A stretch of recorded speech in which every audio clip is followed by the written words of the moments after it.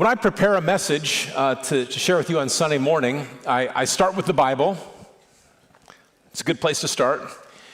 And as I look at the scripture that God leads me to preach on Sunday, I read the Word, I marinate on the Word, and then one of the things that I do, one of the exercises I do to prepare to speak with you about the Bible is I think about what is a scenario that someone might come in with, or what is a situation that someone might talk to me about or might talk to somebody on the team about, where if they were to explain what they're going through, if they were to talk about what is happening in their life, what is a situation where I might open the scripture that we're going to talk about and use this as the Bible passage to address what they're going through?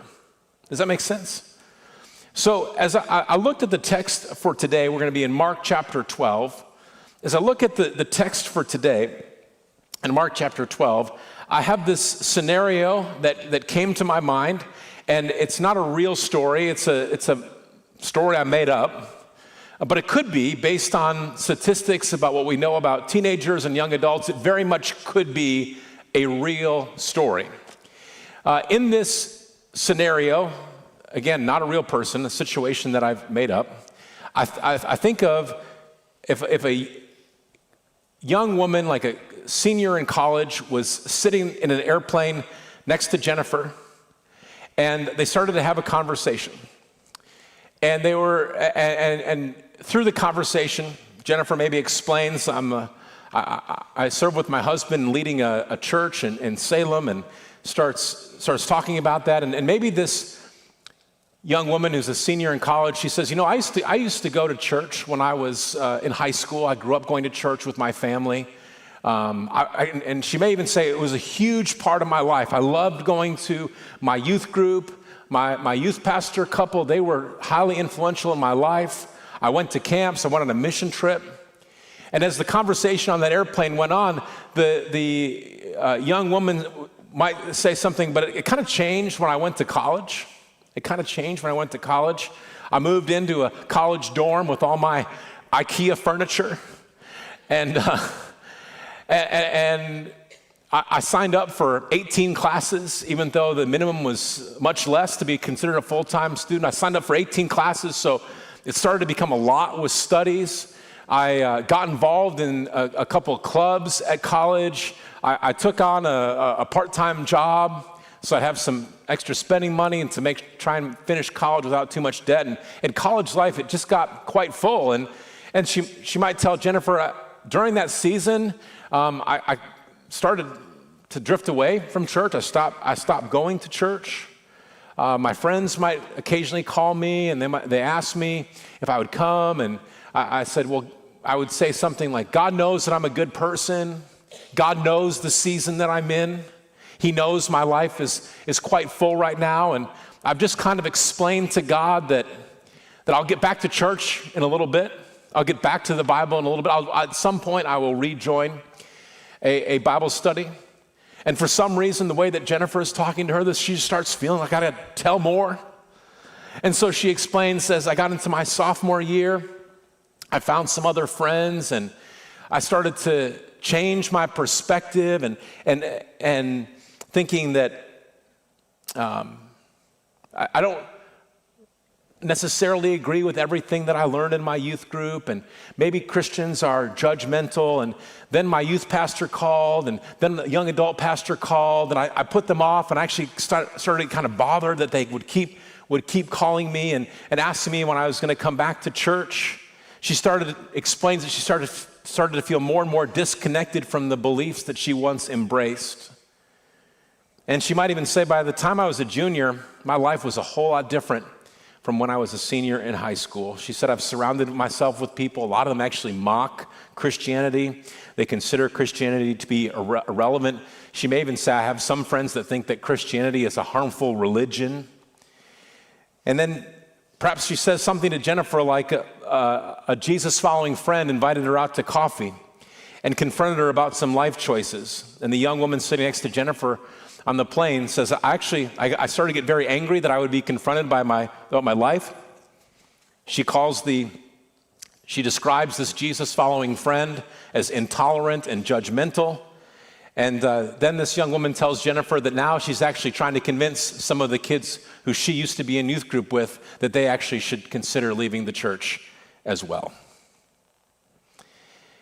And if for some reason someone would go through that whole life story in a conversation, perhaps it might be Mark chapter 12 that Jennifer might open to and say, I want you to take a look at this Bible story.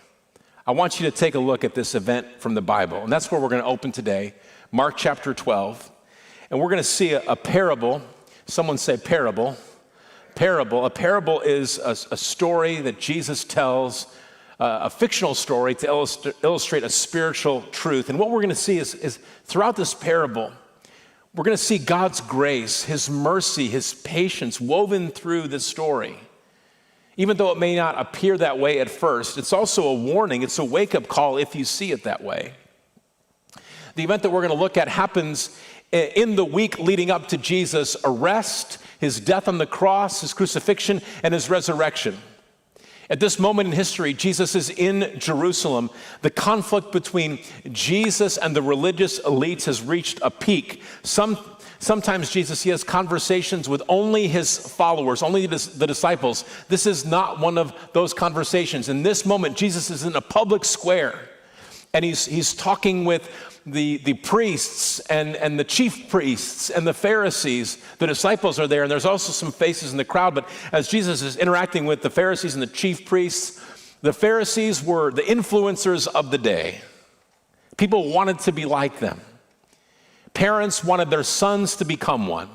Parents wanted their daughters to marry one. Pharisees were the people that others looked up to. So the Pharisees were there. Also, the priests were there. The priests, they have this very important role that has been established by God as a result of their family line, where they are the mediator between God and the people. Relationship with God in so many ways is lived out through the priest. The priest represents God to the people. Jesus is challenged by these leaders who are in positions of spiritual leadership, influence, and authority, but really their motive behind the scenes is that they want to protect their positions and they want to protect their traditions.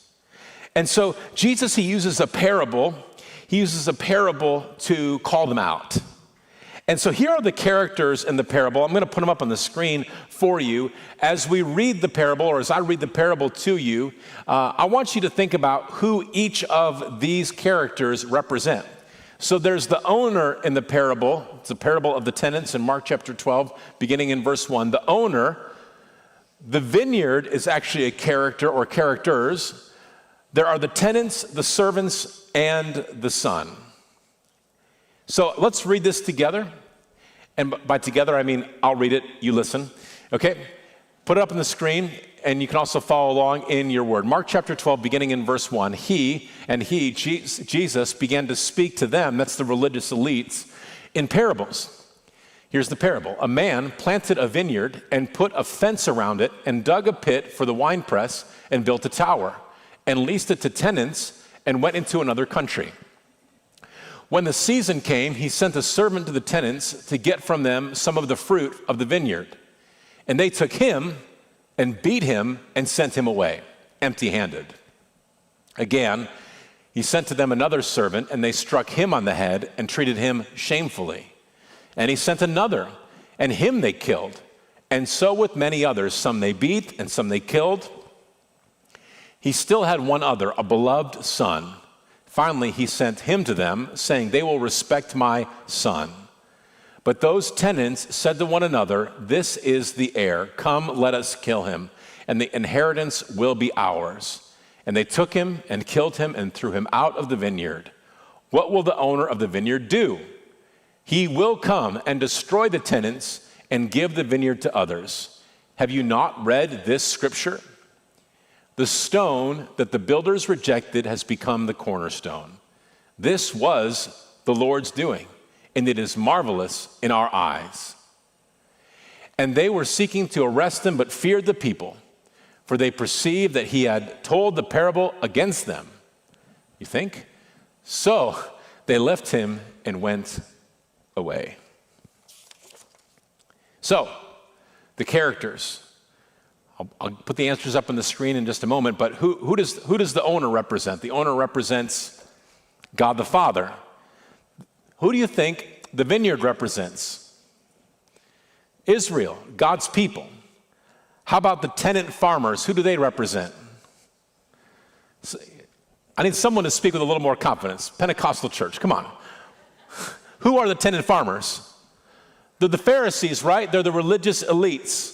Who are the servants that come to try to collect? The servants are the prophets. That's right. You know the answer. And the Son, this is an easy one. The Son is Jesus. When in doubt in church, just say Jesus. So the owner sets up everything.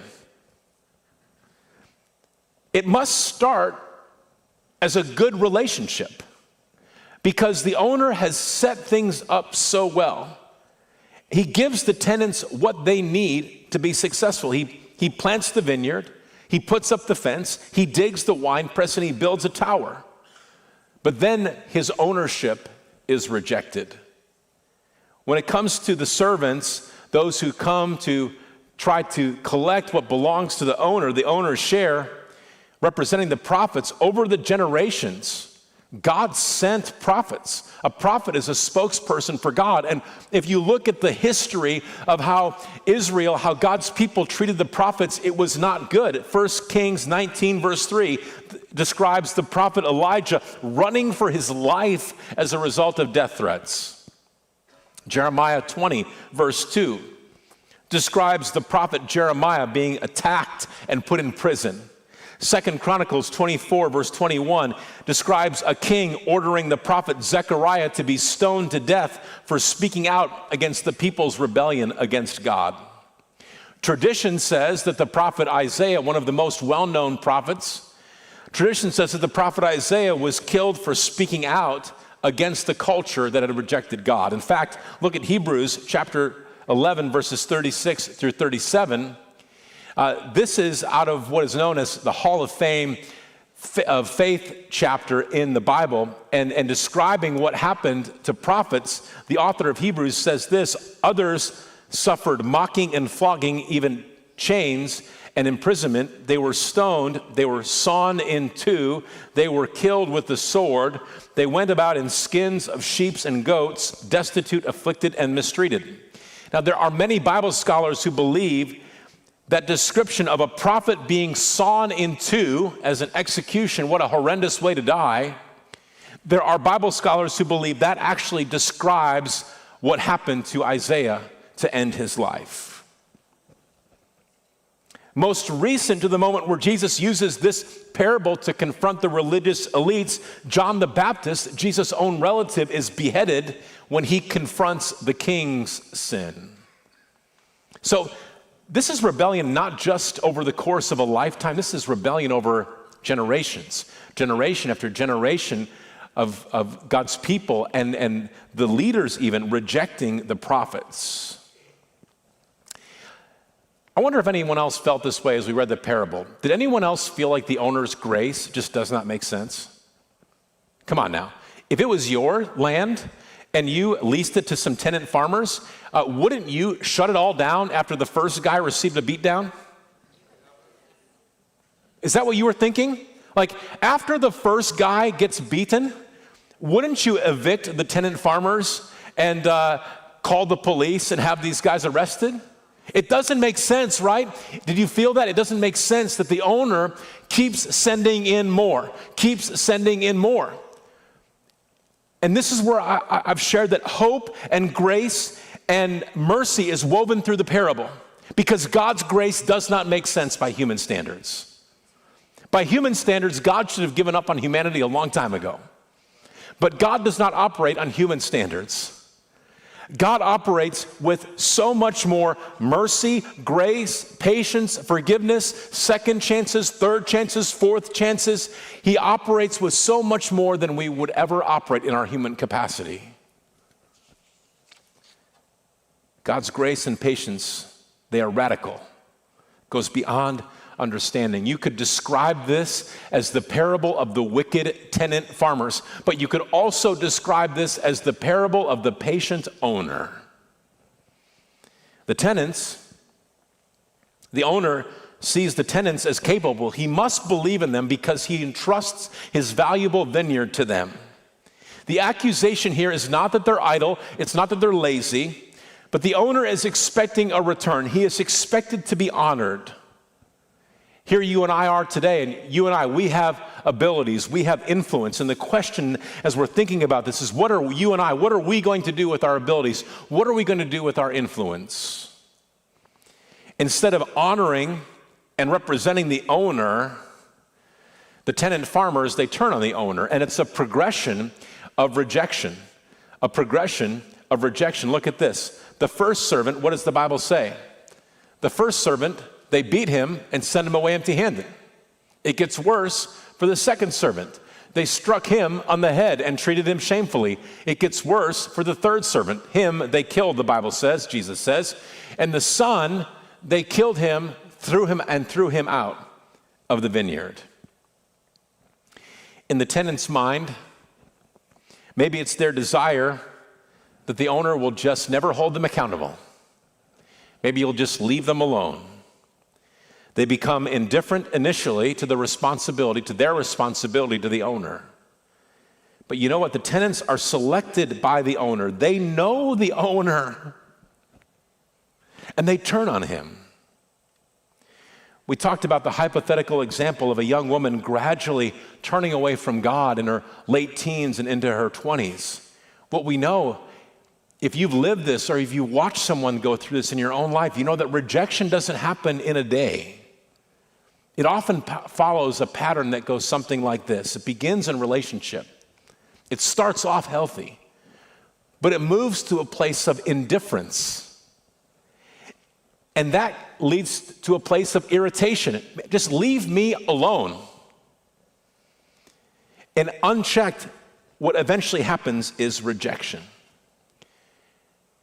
And those of us who've been around for a while, what we know is that just because you are in church today does not mean that you're here to stay. There are many of you in this room, you could tell stories of people who you once worshiped alongside of them, maybe even sat in the same row. And it's not just that they're not here anymore, you might say they're not even following Jesus anymore. What we know is that commitment to Jesus happens with intentionality, not automatically. Yeah, something is happening with cars right now. Some of you maybe have a Tesla that has the autopilot feature where your car will drive for you, and Tesla says that your car is actually safer in autopilot than if you're driving it, and we know that Tesla is not the only self-driving car. I'm bringing this up not to sell you a car, but to say that you cannot put your faith on autopilot. We cannot just opt out of church, out of community, out of Bible study, out of small group, out of reading a Bible on our own. We cannot just opt out of prayer and just push an autopilot button. God knows what I'm going through right now. God knows I'm too busy right now. God knows the season of life. I'll get back to him at some point, autopilot. Jesus, take the wheel. Some of you thought of that song. You thought of that song?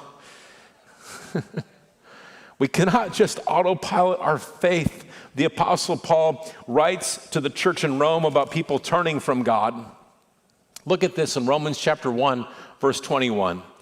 For although they knew God, they had relationship, they knew God. For although they knew God, they did not honor him as God or give thanks to him, but they became futile in their thinking, and their foolish hearts were darkened. Now, if you were to look at this verse, every time we see the word they or their, pronouns, and who would have thought 10 years ago that pronouns would divide our culture? Sorry, didn't mean to distract you like that. Put the verse back up, fellas. If you were to read this verse, wherever you see the word they or their, which sounds generic, some of you in this room, you could put the name of someone you know in place there. saying that this verse would describe what you have seen happen in someone's life. And somebody in this room, you might say that this has described me in the past, or maybe even in a place of humility and honesty before God. You might say, this is happening in my life right now. For although they put in the name there, if it's you, put in your name, for although they knew God, although there was relationship with God, they did not honor him as God or give thanks to him. But they, again, you can put a name in there, they became futile in their thinking and their foolish hearts were darkened. Same chapter, skip down to verse 28. And since they did not see fit to acknowledge God, God gave them up to a debased mind to do what ought not be done. If you were to read, and I encourage you actually to read Romans chapter 1, if you were to read the verses between verse 21 and 28, between these two verses, Paul, he gives a list of symptoms, what happens as a result of what he describes as a debased mind. He gives specifics like what he calls shameful sexual desires. He lists things like wickedness, greed, hate, envy, murder, arguing, deception, malicious behavior, gossip, backstabbing, pride. Rejection often begins with indifference, escalates to irritation, please just leave me alone, and culminates in a hostility or a rejection of God. Sin, it grows when it goes unchecked. Small compromises lead to moral failure. At a point that is far beyond our limit of patience, far beyond our level of grace or mercy, what we see in the parable is that eventually the owner does intervene. Eventually he says, this is enough. Enough is enough. He does reclaim the land. And Jesus quotes the Old Testament, Psalm 118, the stone that the builders rejected has become the cornerstone. So Jesus has moved in the parable from talking about something past tense, all of the prophets, all of the servants being rejected by the tenant farmers, that's past tense. And now he's describing something to the Pharisees and the chief priests and the priests. Now he's talking about something that's going to happen. Eventually the owner is going to come and reclaim the land. Eventually God is going to move. Eventually God is going to remove the authority that you have and he's going to give it to somebody else. He tells the religious elites, hey, you think he's talking about us? Yes, he's talking about you. The one who you are rejecting will become the foundational piece. Who is he talking about? He's talking about himself. The one who you are rejecting, the one who in a matter of days you will crucify, the one who you are rejecting will become the foundational piece around which everything else will be built. Later, months after the death and resurrection of Jesus, as the disciples are leading the early movement that we now call the church, Peter and John are in the public square and they're talking about Jesus and they get arrested and they get brought before, once again, a panel of religious elites, of chief priests and Pharisees and scribes, likely, many of the same people who were in that conversation when Jesus went toe-to-toe with them. Now, Peter and John are standing in front of them, and because the chief priests, and they thought that it was all going to be over when Jesus died. Maybe there would be a little bit of a ripple, but it was all going to end, that they were ending the movement when they crucified Jesus. But here the movement's growing, and the Bible tells us that thousands of people are coming to faith, and Peter and John are at it again, and they're out there teaching and preaching, and more people are starting to follow this movement. And so Peter and John are brought in front of the religious authorities. Many of the same people who listened to Jesus tell this parable, they were there when Jesus quoted the Psalm. And on trial, Peter, I love Peter's boldness. If you need an example of bold faith in the Bible, look no further than Peter. I love his boldness. Peter reminds them that they were the ones who rejected Jesus, and in front of them, and I picture them sitting higher, well, he's low. And he looks up at them and he says, you're the ones. Acts chapter 4, verse 11. This Jesus is the stone that was rejected by you, the builders, which has become the cornerstone. This whole movement is built around and upon the one who you sent to the cross. Back to the parable. Remember the characters: the owner, God the Father; the vineyard, Israel, are God's people; the tenants, the religious leaders; the servants, who are the prophets; and the Son, Jesus. Jesus, in the parable, he says that eventually the owner is going to come back to destroy the tenants, give the vineyard to others. God will take authority from the religious authorities, and he's going to give it to somebody else. So, where does that leave us? Where does that leave us, the church of today? Where does that leave the New Testament church? If Jesus is the cornerstone, what does that make us? Are we the tenants? Are we the servants? When it comes to the servants were the prophets. Yes, like the servants, followers of Jesus, we absolutely are called today to be voices of truth in a confused culture. That is the role of Jesus followers. And also, look how Peter puts this. 1 Peter chapter 2, verses 4 and 5. As you come to him, Jesus, a living stone rejected by men, but in the sight of God, chosen and precious. You yourselves, that's important, because Peter is speaking to followers of Jesus. So if you're a follower of Jesus, he's speaking to you. You yourselves, like living stones, are being built up as a spiritual house to be, listen to this, a holy priesthood. Someone say holy priesthood. Okay, that was, come on, we're almost to lunch. Come on, church. Say it with me, holy priesthood. Because Jesus says, or Peter says, that's what you are.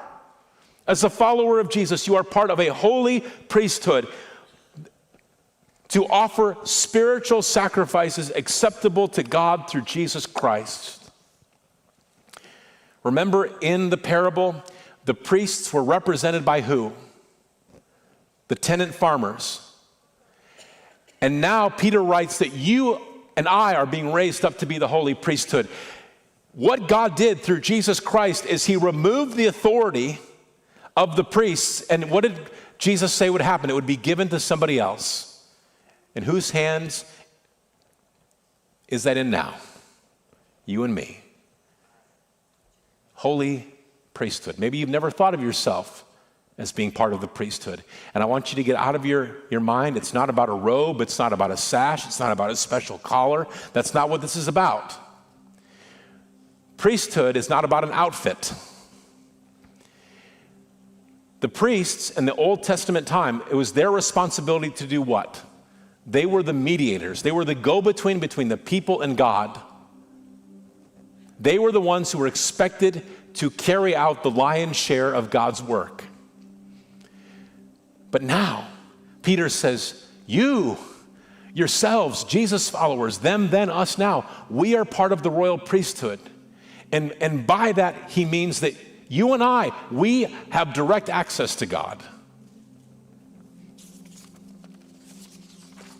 The priesthood of all believers teaches that every Jesus follower has direct access to God and the responsibility to be part of his work. Why is our role in 2024 as tenants, tenant farmers? Why is our role as the holy priesthood, why is it so important? I think of the vineyard. There are a few different ways that you could understand the vineyard or explain the vineyard. I want to give you one thought. In the Old Testament, the vineyard represents God's people as dependent on the tenant priests. In the New Testament covenant that we live in now, I want you to consider the vineyard aligning with a population where so many do not know the Lord, where so many are outside of relationship with God, where so many, as Jesus uses the word, the lost. So many are searching. The vineyard is vulnerable. There are so many, and this may be you today. You're searching. You're searching.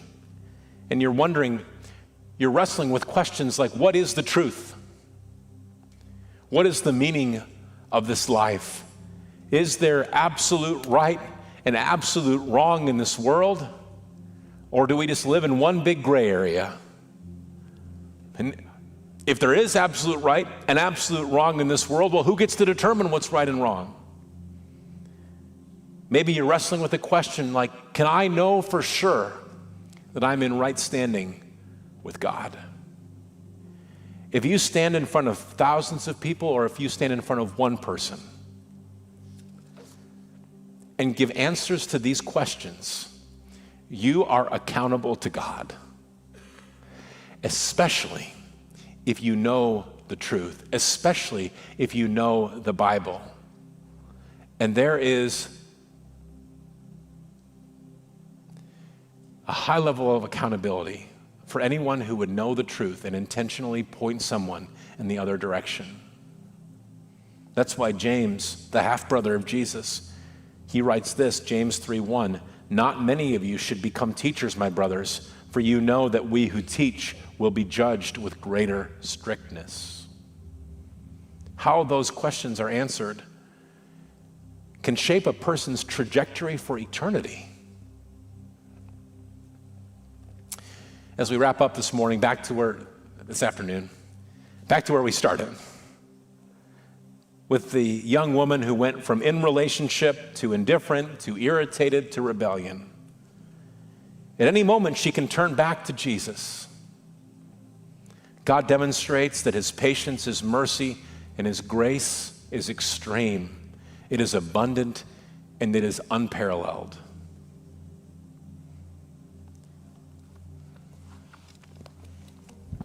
When the religious elites, they were standing there listening to the parable, and they say, "Do you think he's talking about us?" "Yeah, I think he's talking about us." What do? How does the account of that moment, how does it end? It describes the Pharisees and the chief priests and the priests doing what? They went away. They went away. And that is an option. When confronted with the truth, it is an option to simply walk away. Was there not one in the group who would break from groupthink and say, you guys go ahead. I'm going to stay here with Jesus. Any one of those religious authorities, they could have said to Jesus, "You know what, I'm breaking from that. I don't want to live at odds with you or at odds with God anymore." And he would have welcomed them with open arms.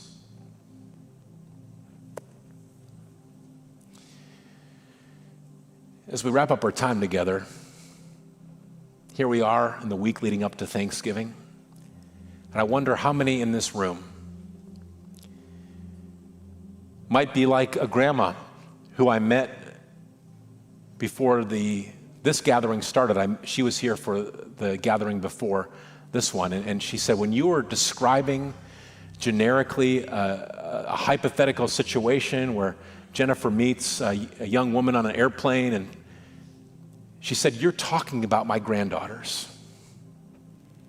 When you told that story, you were talking about my granddaughters." And she said, I'm going to send them the message. I'm going to send them the video so they can watch. I wonder how many in this room, and we used the example of a college student, but it can happen at any season in life. And I wonder how many in this room you'd say, "You know what, you are describing someone in my life right now. It's like that sequence of rejection, relationship, indifference, annoyance, or irritability to rejection." How many in this, I'm not asking you to lift your hands, but I wonder how many in this room you'd say, "That describes someone in my life." Yeah, thank you for lifting your hands, even though I said you don't have to lift your hands. Thank you. I also wonder, someone here today, you're not sure why you came to church today. Maybe you felt dragged. Maybe you did it as a courtesy. But as I've been talking about this today, this is not a generic story. You'd say it's your story. It's your story. And today is the day that you want to come back in. You can do that today.